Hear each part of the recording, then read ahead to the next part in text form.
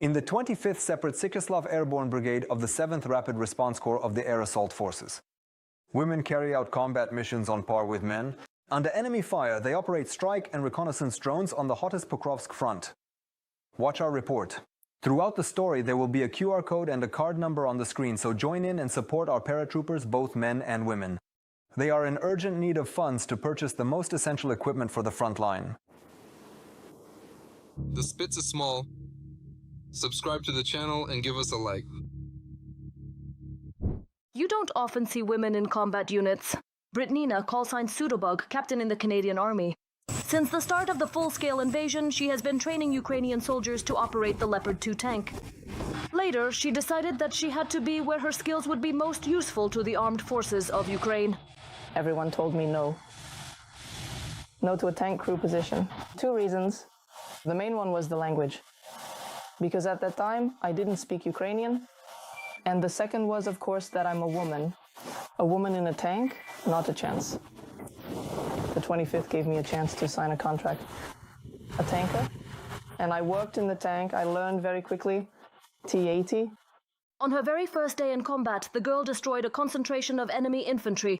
The tank commander gave me the precise coordinates, and I was quickly in position. I fired the shot, and we successfully destroyed the entire train station where the enemy forces were hiding. It was my very first day out in the field, and I managed to hit the target perfectly. That was a really cool and memorable moment for me.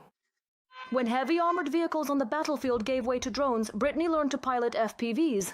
It's adrenaline for me, when everything is exploding, when the drones are spinning. At that moment, I was really scared, of course, like everyone else. I'm afraid too.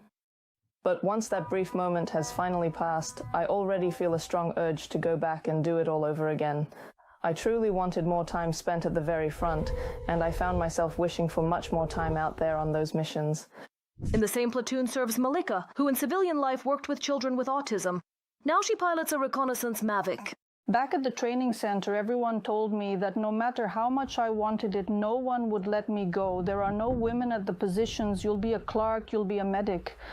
They believed that no one would take me as a pilot. But the girl works on par with the guys, and she only just left the position where she had stayed for 17 days. She says the hardest part is getting in and out. Being at the positions, well, there are some nuances, but you come there to work. There are moments with artillery shelling, with enemy drones, but all of that can be avoided. Our guys who were relieving us, it took them 3 days to get in.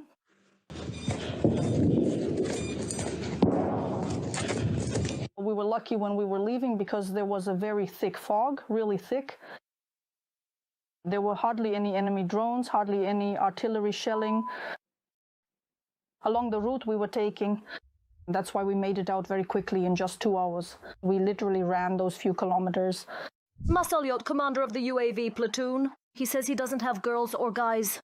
All the service members, Brittany and Malika, perform their combat tasks well. As for the pilots, I can say for sure that a woman can fly any drone, whether it's FPV, reconnaissance, or bombers.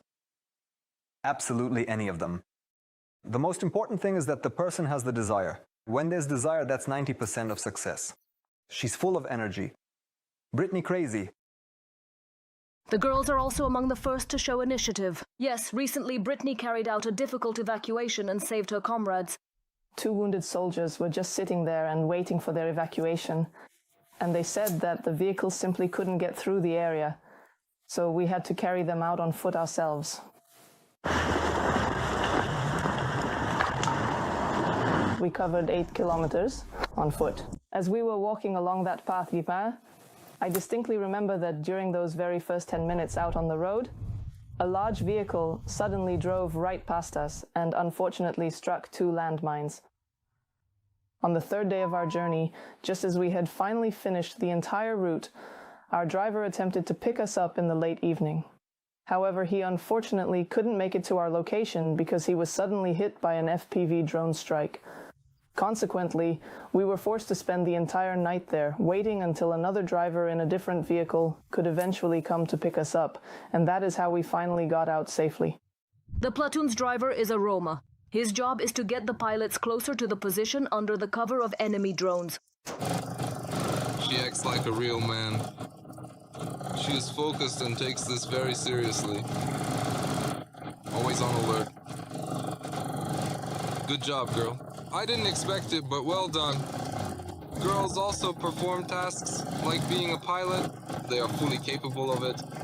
The technological nature of modern warfare is gradually erasing the boundaries between men and women. Now women serve not only as clerks and medics, but are also successful in combat units. And the female pilots of the 25th Brigade of the 7th Rapid Response Corps of the NGU are a vivid example of this. Anna Ruda, Alexander Dovhan, especially for ICTV Facti. United News. The day before, the General Staff reported that in January, Ukraine's defense forces struck the Capy Yar training ground in Russia's Astrakhan region. That's the training ground from which Oreshnik is launched, and our forces struck it, among other things, with Flamingo missiles. Let's start our conversation with military expert and serviceman of the Territorial Defense Forces of the Armed Forces of Ukraine, Alexander Osienko. Mr. Alexander, welcome. What conclusions do you draw from the General Staff's report about the strike on Capy Yar, and how significant is this strike for us?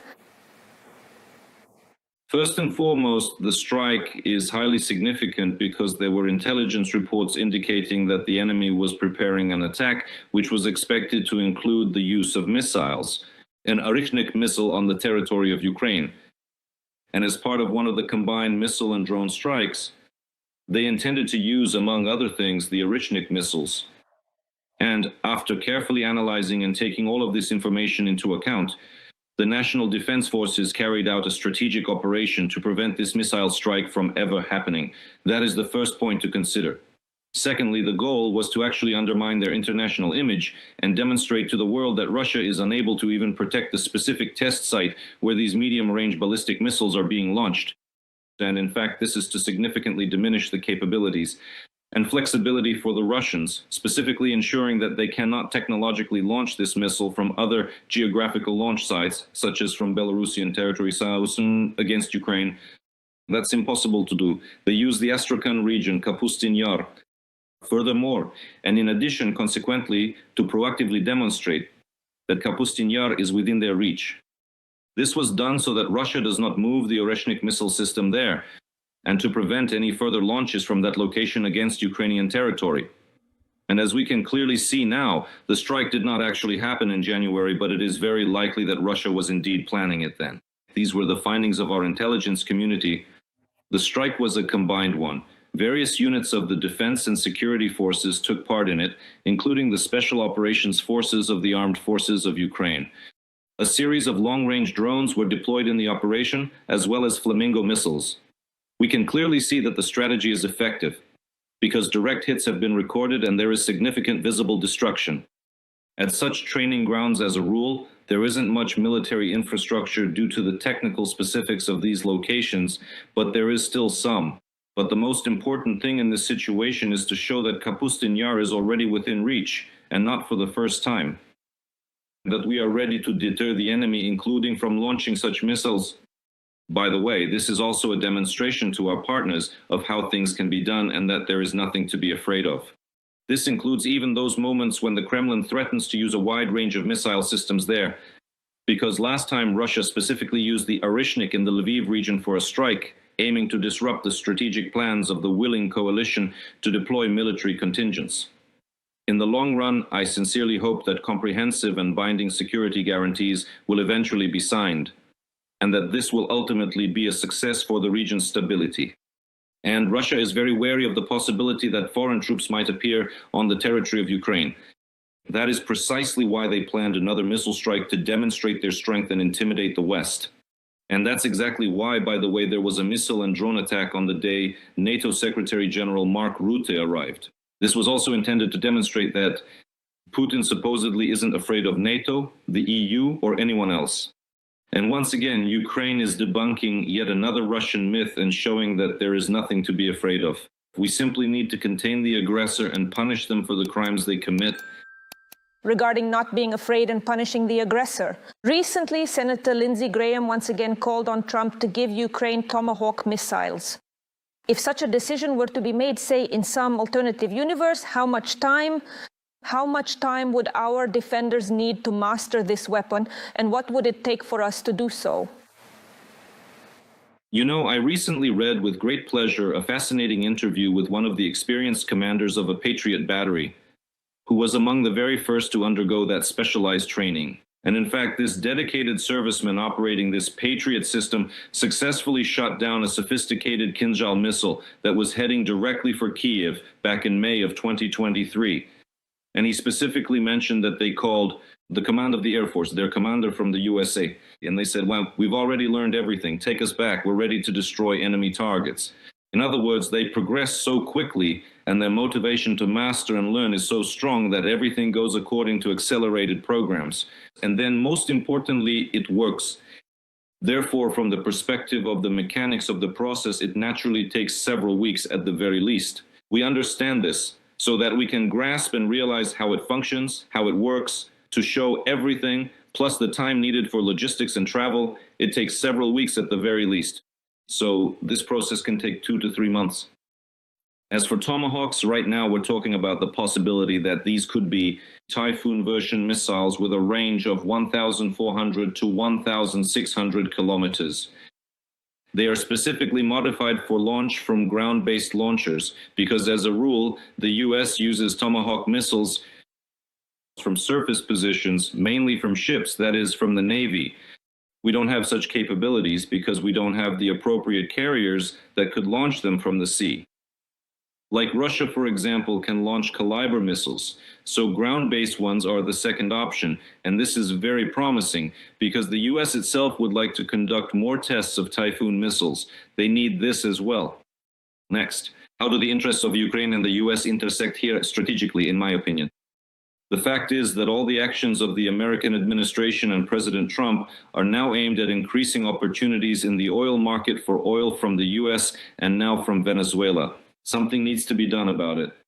And for this, Russia needs to be pushed out of the oil market. That's why sanctions have been imposed against Rosneft and Lukoil. If Ukraine had about 100 such missiles, combined with drones, we could carry out coordinated attacks on Russian targets in the Black Sea. The export oil facilities are Novorossiysk and Tuapse in the Black Sea, and in the Baltic Sea, it's Ust-Luga and Primorsk. And about 2/3 of Russia's oil product exports pass through these facilities. Accordingly, this would reduce Russia's ability to profit from oil and would further deepen its financial problems. For us, this would be beneficial because the Russian budget deficit would increase, as would its constraints. Their ability to finance the war would decrease. For Putin and for the US, this is highly advantageous because it would significantly bolster their position in terms of oil sales by American corporations and allow them to enter markets where the United States was previously not as prominently represented. So from this perspective, it is promising. But of course, there is an understanding that all of this is in the political sphere. And do you actually remember that a few weeks ago, when this issue was relevant, CNN cited official Pentagon data about how the military said they could release a certain number of missiles from storage without harming the US's defense capability? So this decision is in the political sphere, but it's good that it is being revisited and drawing attention again, looking at it from the viewpoint that the awareness of pressure on Russia is present within the American establishment and politics. Mr. Oleksandr, thank you for sharing your thoughts. That was Oleksandr Musienko, a military expert and a member of the Territorial Defense Forces of Ukraine.